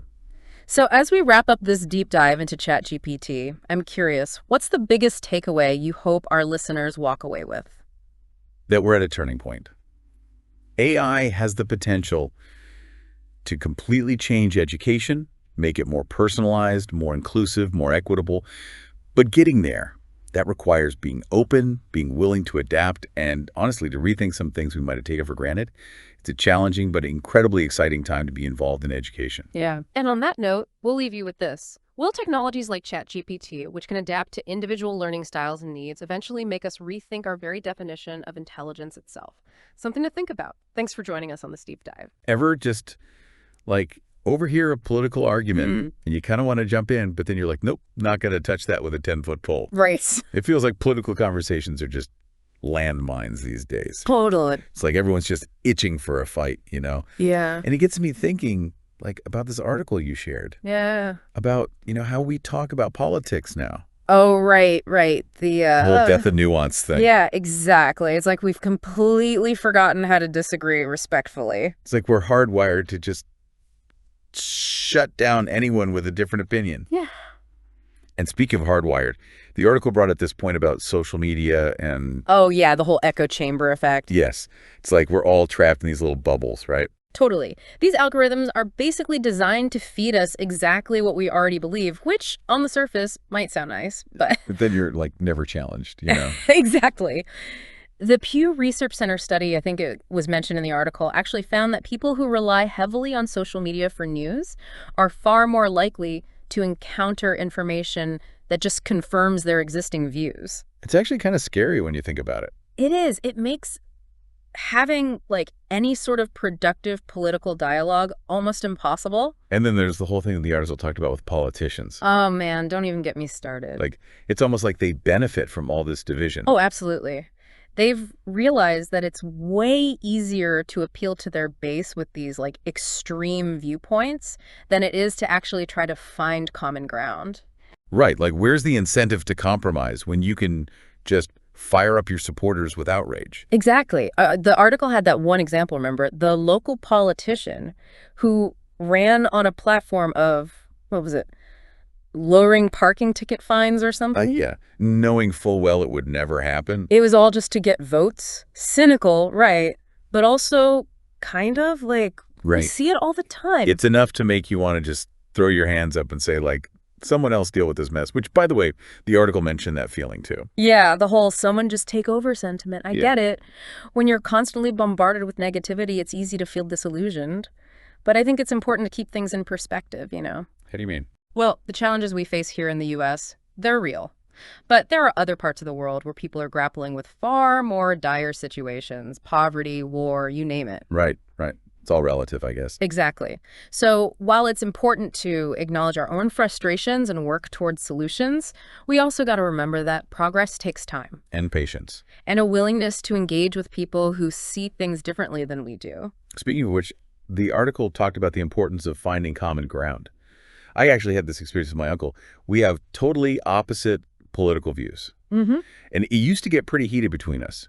But then one time we just started talking about, like, our values, our hopes for the future, things we actually agreed on. It totally changed the tone of the conversation. We realized we had way more in common than we thought. It's amazing how just shifting the focus can make such a difference. Totally. So, like, what are some practical things people can do, based on what the article talked about, to make these conversations more, productive? Well, for starters, we have to be more mindful of how we're engaging online. Are we just adding to the noise, or are we actively trying to understand different perspectives? That's a good point. And then when we do find ourselves in conversations with people who disagree with us, we have to actually listen, like really listen. Instead of just waiting for our turn to talk. Exactly. And instead of focusing on our differences, try to find those shared values. That's where the real connection happens. So basically, less arguing, more listening. Pretty much. I can get behind that. So, as we wrap up this deep dive, any final thoughts for our listeners? Yeah, I think the big takeaway here is that we shouldn't let the negativity win. It's easy to get caught up in the outrage cycle, but there are people out there who are genuinely trying to make things better. That's a good point. So I guess my final thought, my question really is this. If we all agree that politics should be about improving society, what are the concrete steps each of us can take to make that happen? Regardless of who's in office, right? Exactly. That's the real question, isn't it? Something to think about. Ever get totally sucked in by like a crazy good mystery? Well, buckle up, because today we are diving deep into one that has had the world stumped for over a century. The Franklin expedition. What happened to those guys? Vanished in the Arctic. It's brutal up there. But we're going to break it all down. We're talking about like tons of research here, mostly from Wikipedia. And let me tell you, this story is wild. Picture this, 1845, two ships, the Erebus and the Terror, top of the line, setting sail from England, their mission. conquer the Northwest Passage. This wasn't just some icy side quest, okay? Yeah. This was the holy grail of sea routes, a legendary shortcut through the Canadian Arctic that had explorers going bonkers for centuries. And finding it, man, finding it would be huge. I mean, just imagine sailing from Europe to Asia right through the Arctic, cutting out like months of travel time. Well, absolutely. We're talking about a potential game changer for global trade. Whoever cracked this puzzle first. Major economic power move. It was a total free-for-all back then. Every nation with a ship and a dream wanted to be the one to find it. And the Brits, they were not messing around. These ships, the Erebus and the Terror, decked out with the latest tech. Get this. They even had modified railway engines for propulsion. Yeah, you heard me right. Steam engines powering ships through ice. Talk about cutting edge. But spoiler alert, it didn't exactly go to plan. The ships vanished, poof, gone lost to the Arctic. So why should we even care about a failed expedition from the 1840s? Well, for starters, it's a story about pushing the limits, human ambition versus the brutal reality of nature. Plus, it shows how important it is to listen to different perspectives, to the knowledge systems that might not be our own. But okay, before we get ahead of ourselves, let's rewind back to 1845, when those ships first set sail, full of hope. And maybe just a little bit of naivete. They actually called it a crusade back then. That's how hyped people were about this expedition. It was more than just a voyage. It was like a symbol of human progress, of conquering the unknown. So picture it, the Franklin expedition sailing off into the sunset, or I guess more like the icy horizon, right? Years go by, nothing. And then slowly clues start to surface, like little breadcrumbs scattered across this frozen wasteland. And let me tell you, some of these breadcrumbs, downright creepy. One of the biggest breakthroughs came in 1859 at a place called Victory Point. Searchers found something incredible tucked away in a cairn. You know, basically like a little pile of stones they used as a landmark back then. Yeah, like a message in a bottle, but instead of a bottle, it's a message in a tin. Right. And this wasn't just any old note. This was the Victory Point note, a first-hand account of what happened to the expedition. It became a key piece of the puzzle. And get this, the note itself is super short. Almost like they were just stating facts, you know? It said that the ships got stuck in the ice back in 1846, way further south than anyone expected, and that Franklin himself died in 47. The remaining crew, they were going to try to walk south to safety. Can you imagine finding that note? Knowing these guys were facing impossible odds, and yet the note is so calm. So matter of fact, it's eerie. It's like a glimpse into the mindset of these explorers. They were trained to be tough, to face down fear, but you can sense the desperation under the surface. And that decision to walk south, big mistake. Huge. They totally underestimated how hard it is to survive on land in the Arctic brutal terrain. Supplies running low. And their clothing. Totally wrong for a trek like that. It just goes to show even the most seasoned explorers can get caught out there. But the story gets even darker. Years later, another explorer, John Ray, he uncovers a truly disturbing chapter. Through conversations with the local Inuit people, Ray learned that some of the crew members had resorted to desperate measures to survive. And I'm talking desperate times, desperate measures. You're talking about cannibalism? Yeah, it's dark. But the Arctic, it does that to people. Pushes them to the brink. It really makes you think about the limits of human endurance, right? Yeah. The lengths we'll go to for survival. Absolutely. And you got to remember back then, people were horrified by this Victorian society. Totally taboo subject. Ray caught a lot of flack for even suggesting it. But guess what? Later research backed him up. Evidence was there. Okay, so flash forward now to like the late 1900s. This forensic anthropologist, Owen Beatty, enters the picture. Beatty and his team, they're using modern science to crack open this cold case. Literally. Beatty's work was a big deal. He actually dug up some of the crew members buried on Beachy Island. And when they analyzed the bones, what? What did they find? Tell me they found like ancient Arctic zombies. Not quite, but close enough. They found crazy high levels of lead in their bones. Lead poisoning. That's not exactly your everyday Arctic hazard, is it? Not even back then. Yeah. So it raised a huge red flag. Where was all this lead coming from? Yeah, that's what I'm talking about. A mystery within a mystery? Yeah. Okay, so what's the theory? Well, at first everyone thought canned food, right? Newfangled invention back then. Who knew if it was safe? True. Those early cans probably used lead for everything. Right. But here's the plot twist. Remember those modified railway engines we talked about? Oh, yeah. The ones that made the whole expedition possible. Those engines needed a special system to make fresh water, a desalination system. And you'll never guess. Oh, man. Don't tell me. The system leaked lead. Bingo. Right into their drinking water. So the very technology that was supposed to make them successful ended up poisoning them. That is some serious irony right there. It just goes to show you, even with the best intentions, technology can have unintended consequences. So we've got a disappearing expedition, a lead poisoning mystery. What else could there be? Well, get this. Some Inuit accounts. They mentioned a ship sailing south after the Erebus and Terror went down. Are you serious? So there's a chance, just a sliver of a chance, that some of them made it out. Hey, stranger things had happened. And The Arctic holds its secrets close. who knows what else is out there waiting to be discovered. Maybe one of our listeners will make the next big find. The Franklin expedition. It's a chilling reminder that the unknown can be alluring and deadly. A story about pushing boundaries, respecting nature's power, and the importance of listening to different perspectives. So next time you're planning an adventure, even if it's just to the grocery store, ask yourself this: what one thing would I never leave behind? Thanks for joining us for this deep dive. Until next time, keep exploring. Ever wished you could, make your favorite character say, well, anything you wanted? Turns out someone actually did that, and that's what we're diving into today. Oh, this is gonna be good. Yeah, we're talking 15.ai. It was this website that let users generate character voices using AI, all from, get this, shockingly little data. I'm already intrigued. We're pulling from a Wikipedia article about it, and let me tell you, it's a wild ride. Right. We're going to break down how the tech actually worked, but it gets really interesting when we see how this thing blew up online. Fandoms went crazy for it, and for good reason. So, ready to jump in? Absolutely, let's do it. All right, so 15.ai, right? Imagine typing in any phrase, literally anything, and having your chosen character say it. And not just in some robotic voice, but with their inflections, their style, everything. That's already pretty impressive, but it gets better. Way better. They had these things called emotional contextualizers. So you could type in, this is amazing, or this is terrible, and the AI would actually shift the delivery to match the feeling. Wild. Now that is impressive, especially for its time. Most speech systems back then, think Talkatron 2, for example, they needed massive data sets, like hours and hours of recordings to even get close to a realistic voice. Right. But 15.ai, it used barely any data in comparison. And it didn't just mimic, it added emotion, which was almost unheard of back then. It really showed everyone that crazy, realistic, and nuanced AI voices. Totally achievable. And here's another thing. This wasn't just for one character at a time. They had a multi-speaker model, meaning you could have like a whole conversation going back and forth between different characters. Wow, the complexity of that is incredible. Yeah. It's mind-boggling. It's like the difference between having one action figure and suddenly, bam, a whole cast of them coming to life and chatting away. Exactly. That level of sophistication, plus the fact they did it with so little data, meant 15.ai wasn't just some fun website. This was a massive leap for AI as a whole. Totally.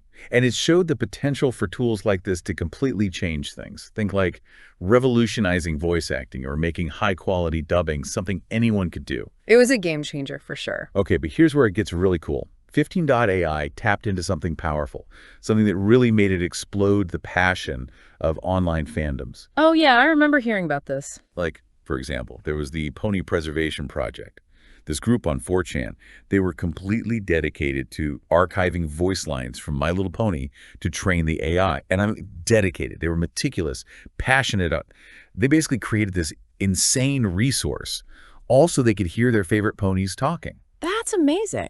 The creator of 15.ai was so blown away, they even gave him a little shout out. There's a robotic twilight sparkle in the website's logo as a tribute. Wow, that's really cool. And it speaks to something really important about this whole story. It shows just how collaborative and passionate these communities can be and their willingness to pour their energy into something they believe in. Absolutely.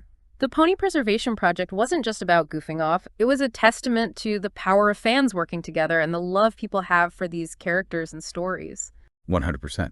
And the ways people use 15.ai went way beyond just, cloning voices. Fans were creating entirely new types of content, pushing the boundaries of what was possible, like way beyond what anyone expected.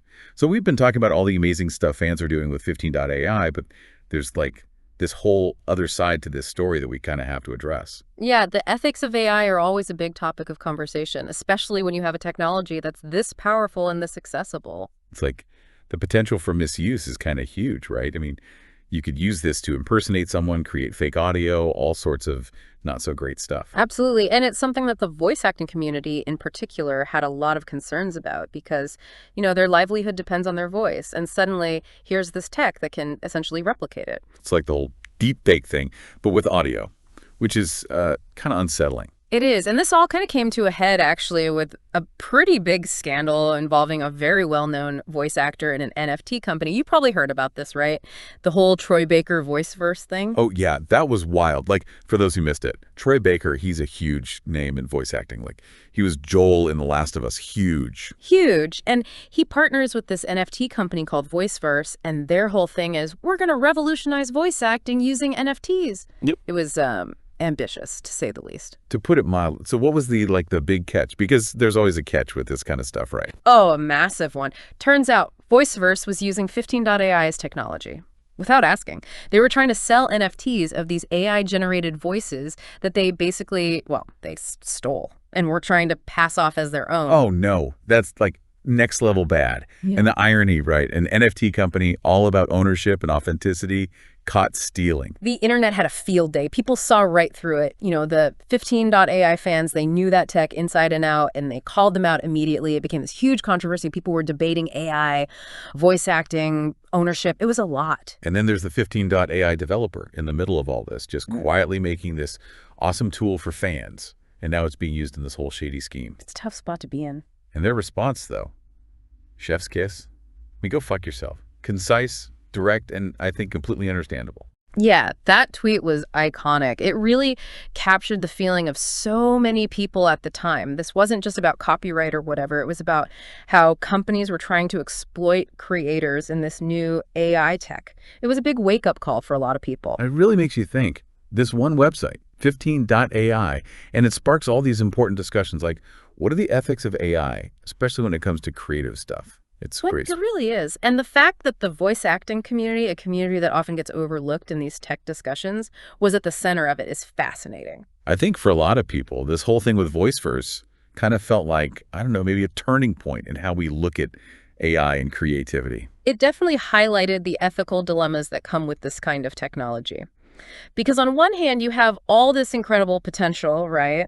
Yeah, like we were just talking about all the amazing things 15.AI could have been used for if it had been, allowed to grow ethically. Exactly. Accessibility tools, educational resources, new forms of storytelling. The possibilities were huge. Huge.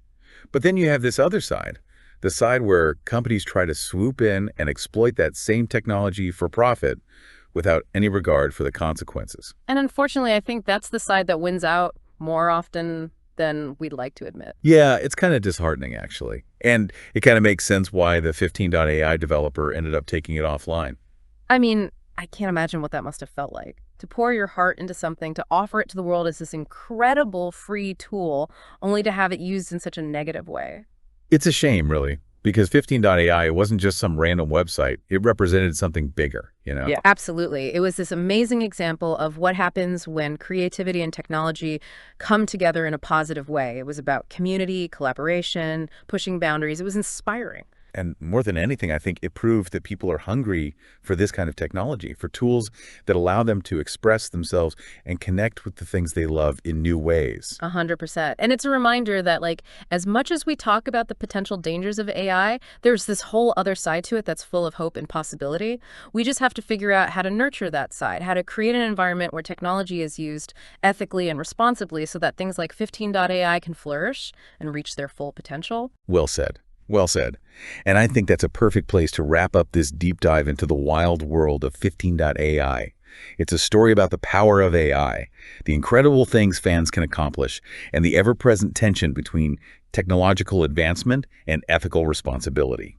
It's a story that makes you think, makes you question, and hopefully leaves you feeling inspired to use your own voice and creativity to make the world a little bit brighter. Couldn't have said it better myself. Okay, so you know how it is, you're amped to get some new running shoes, right? Right. You walk into the store and bam, it's like sensory overload with neon everywhere and all this jargon. Oh, tell me about it. Cushioning and pronation control and stability, and I don't know about you, but I start to feel like I'm back in high school science class and failing miserably. Yeah. It can definitely feel overwhelming sometimes, all the technical terms, and then you've got people telling you all these different things about what you need. Exactly. And at the end of the day, I just want a shoe that feels good and won't get me injured. Right. Well, that's what we're diving into today. This research paper we found from the British Journal of Sports Medicine. They kind of flipped the script on how we think about running shoes and injuries. Yeah, the researchers started with this assumption that's been around forever. that with all the advances in how shoes are made, injury rates should have gone down. Which makes sense, right? Yeah. I mean, more cushioning, more support equals fewer injuries. You'd think so, but they actually highlighted that injury rates for runners have pretty much stayed the same over the last 40 years. Wow, really? Yeah. And, it's not a perfect comparison because what counts as an injury has changed, and there are way more people running for fun these days. But still, it makes you think. Definitely throws a wrench into that whole the right shoe will fix everything Right. idea. So if it's not all about fancy new shoes, what's the deal? Get ready for this. The researchers actually challenged two of the biggest things we hear about with running shoes: impact forces and how your foot rolls when you run, pronation. Wait, seriously? Those are like the first two things they ask you about at the shoe store. Yeah, and they're not saying those things don't matter at all, but they are saying maybe they're not the be-all and end-all of figuring out if you'll get injured. Okay, now you've got me really curious. Tell me more. Well, first up, let's talk about those impact forces. We've all heard how important cushioning is supposed to be, right? Like it's the magic thing that absorbs the shock and saves our joints. Right. But the research points to some really large studies that have been done, and the link between higher impact forces and actually getting injured is surprisingly weak. Wait, so all those ads talking about shock absorption and protecting your joints, maybe they're not telling the whole story. Maybe not. And it makes sense when you think about it. Like elite runners, they hit the ground way harder than us regular folks, but they don't seem to be getting injured more often. Yeah, that's a good point. Okay, so maybe impact forces are overblown, but what about pronation? I spent years freaking out about whether I was an overpronator or whatever, and if I needed special shoes. I hear you. But get this. The biggest study that this research paper looked at it actually found that runners who pronated a moderate amount had the lowest rates of injury. So all that time I spent worrying about my pronation, maybe it wasn't that big of a deal after all. It really makes you think, doesn't it? It does. So if these two things aren't the whole story, what is? What are they proposing instead? Okay, I gotta know, what are they proposing instead? So instead of focusing on cushioning and pronation, this research talks about two really interesting concepts: the preferred movement path and the comfort filter. Okay. Preferred movement path and comfort filter. Those sound intriguing. Let's start with preferred movement path. What is that? So basically, it's this idea that your body, like your skeleton, has this ideal way it wants to move when you run, kind of like a pathway for each stride. Like a groove it naturally falls into. Yeah, exactly. And instead of trying to force our feet into some different pattern, they're saying our shoes should work with that preferred path. So instead of correcting our stride, the right shoes should complement it. Yes. And they actually use a really good analogy in the paper. They talk about like a train on its tracks. Like for a train to run smoothly and efficiently, it needs to stay on those tracks, right? If it goes even a little bit off, it can cause extra wear and tear, maybe even cause a derailment. Oh, I see where you're going with this. So our bodies are like the trains, and our preferred movement path, it's like the tracks. And our shoes shouldn't force our feet and joints off that path. Exactly. And when shoes try to overcorrect, when they try to force us into a different movement pattern than our body wants, it could actually make injuries more likely. It's like laying down new tracks that don't fit the train. Huh. So more support isn't always better. Sometimes it's more about finding a shoe that just lets your body do its thing. Yeah, that's one of the big takeaways from this research. And it actually leads into the other concept we were talking about, the comfort filter. Okay, tell me more about that. So basically they're saying that because we naturally gravitate towards shoes that feel good, we might actually be subconsciously filtering out shoes that don't match our preferred movement path. Wait, so that feeling you get when you try on a shoe and it just feels right. Yeah. That's not just me being picky. You're saying my body might actually be telling you something important. Yeah, that's the idea. Like our bodies have this innate wisdom, this internal guidance system, and that aha moment when you find a shoe that feels amazing, that might be your comfort filter kicking in and guiding you toward a shoe that actually supports your unique way of moving. That's wild. All those times I've been in a shoe store, just like hopping around, testing out every pair. Right. Maybe I wasn't being indecisive. Maybe I was tapping into something important. Exactly. This research is saying there's a reason why some shoes just feel off. Even if on paper they seem like they should be perfect for you, your body might be subtly telling you, nope, this one's not for me. Wow, this is blowing my mind. So if this comfort filter thing is legit, that could explain why, even though there are like a million different running shoes out there, injury rates haven't really budged. Right. We're all just kind of figuring out what works for our own bodies, even if we don't realize it. Exactly. We're using how comfortable a shoe feels as a shortcut to finding shoes that match how we naturally move. This research is basically telling us to rethink how we choose shoes and to trust our own instincts more. Okay, so this is all super interesting, but it also kind of brings up a big question.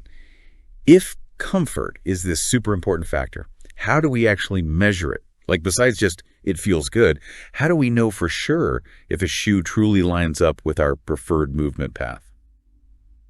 That's a really good question. It's like, how do you go from this feels kind of nice to this is the shoe that's going to keep me injury-free? Right. And it gets even more complex when you remember that this comfort filter we're talking about is probably different for everyone. Like, someone who's been running for years, they've probably got a better sense of what works for their body than someone who's just starting out. So it's like we went from needing a decoder ring to figure out all the shoe jargon to needing, like, a body whisperer. Maybe. But I think that's actually one of the biggest takeaways from all of this.